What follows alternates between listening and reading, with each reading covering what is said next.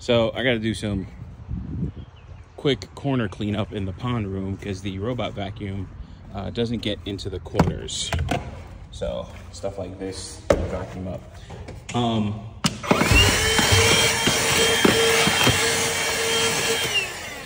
I'll do the rest after the video. But that was a short instructional video on how to vacuum a corner. Anyways, so I was watching something from Chiza Zed, River TV. I watched her video first, and it was about two women that went and pretty much crashed the date of their homegirl that was on a date, whatever. You know, I wanted to say an adjective like a nice date or whatever, but we don't know. And you know, I got the DBZ Vegeta Crocs with the buttons. It's dirty, but I gotta clean these. But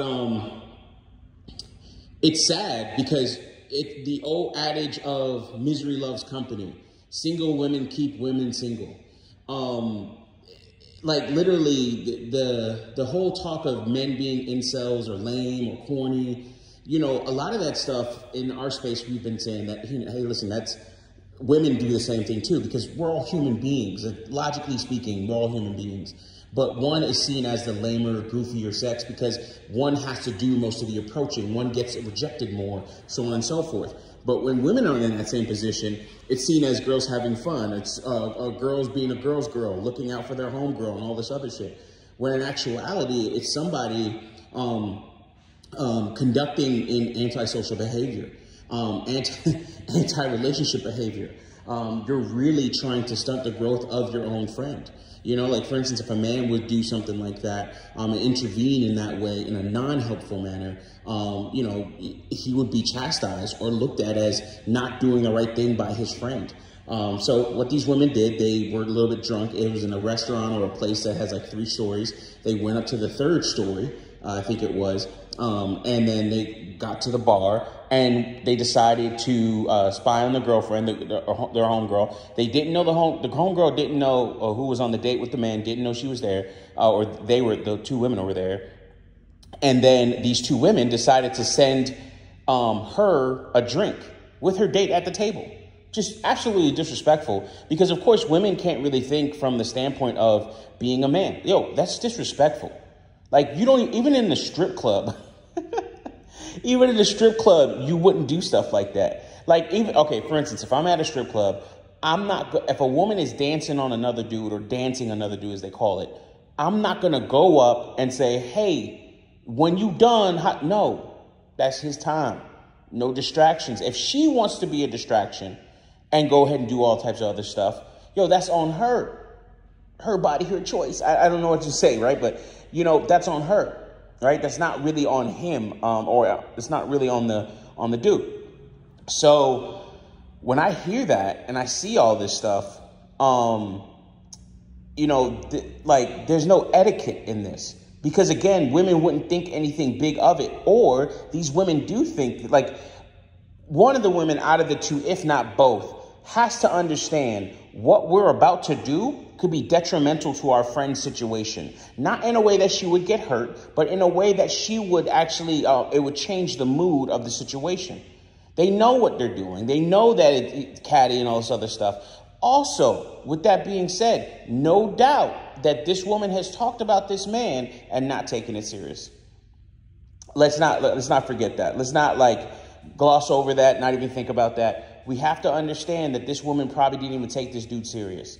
So now this dude is being intentional. His friend comes out, calls it lame and everything else, and says, hey, listen, you know, if this is a trend, y'all need to stop this right now. This is corny, so on and so forth. There is a wasp over there. Oh, it looks like its legs were crushed. Sorry to see that for you, bro.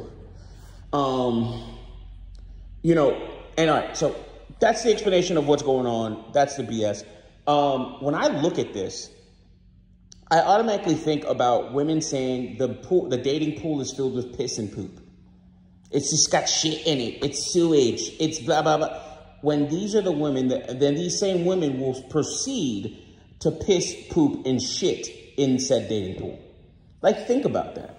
literally, the people that are complaining are the ones that are causing the situations, behaviors, traits, and everything else in said dating pool that they complain about. They're causing their own pain. It's self-fulfilling trauma, I guess. It's an Ouroboros cycle when it comes to this trauma. Like, it just goes round and round and round, infinity symbol of just trauma. Get traumatized, cause trauma. No, get traumatized, cause trauma. Get traumatized, cause trauma. It's only infinity symbol because they have to go all the way roundabout with it.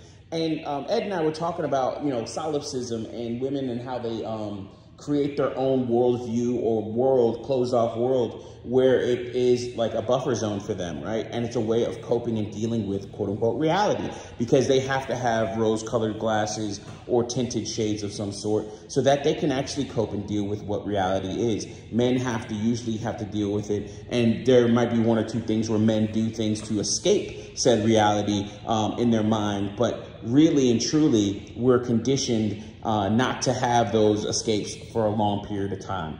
Men that do have those escapes for a long period of time are seen as less than inadequate and unable to deal with society as a whole, right? But when women are in this situation, in somehow, some way, shape, form, or fashion, they can actually do this for a longer period of time before they have to face that reality. Now, they know internally, because I don't believe women are that dense or unable to realize what's going on in their situation or what's going on in their world. Does that mean that these women don't exist? You get the point. Like, there's some women that exhibit this behavior and don't know any better, and there's some women that exhibit this behavior and know full and well what they're doing and how they're coping with it or improperly coping with it, right? Because those same people will get therapy without ever having to go to somebody and being told that, right? Anyways, you're seeing where a lot of women are doing things that are causing problems for other women. Now, what we're seeing is a justification or a precedent has been set for the justification of not treating dating seriously. Like, okay, let's just hook up. We don't need to do all this. Like, not every woman is going to be in a situation where they can, deal with, a man or lack of a man, right? Not having the shelter of a man. Not every woman's going to be able to deal with that. Vast majority of people are going to have to do things together, not necessarily with another man, but in a relationship or in some type of community or communion or covenant, right? And that means, like, shelter, room and board, everything else, getting resources from one person or sharing resources. And you always see this, of course, we see this especially with, single motherhood, having somebody pay in child support, government assistance, or anything else, right? Like, we always see that. Like, these people rarely, if ever, do it alone.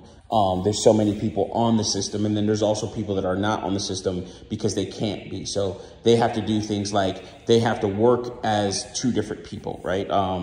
For instance, like if you're doing something like you have to work multiple jobs or something like that, essentially you're taking the place, you as a single person are taking the place of the other person that would be helping you in your time of need, right?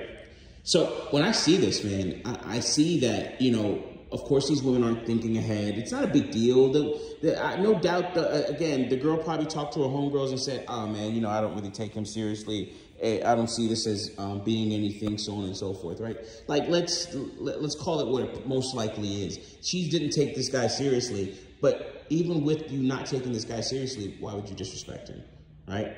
Or why would you allow your friends to disrespect him? Why wouldn't you say, hey, listen, man, hold on, let me find out who did that, because that's wrong and we need to get to the bottom of this, so on and so forth. River TV said the same thing. But, and I got to finish Chizazed's video because he got, I guess there's some other posts and other things around it, which is always good to hear both sides, and also the video being critiqued at later dates and time, because, I can go and look for these videos and I might get those links. I don't think it'll put it above this or in front of this video or behind it or anything like that.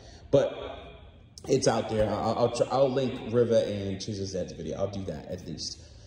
So with this, you know, you're seeing where, and then we go back to what's been happening in black social media, especially how black men are not going into college. I already made a video about that. But we already know that it's all men that are not going into college, they're going into trades. Now, these same men that are going into trades, do you think they're going to deal with women when they're acting like this? They see this. Everybody sees the Cheesecake Factory video, right? Everybody knows that. It's a canon event, so to speak. Whether it was a skit or not, I think it is more or less a skit, but whether it was a skit or not. So when you're seeing all of these different things, man, happening, it's really sad because you can just see how already these things, like, you don't even need much to reach a boiling point to tip the powder keg over, so to speak.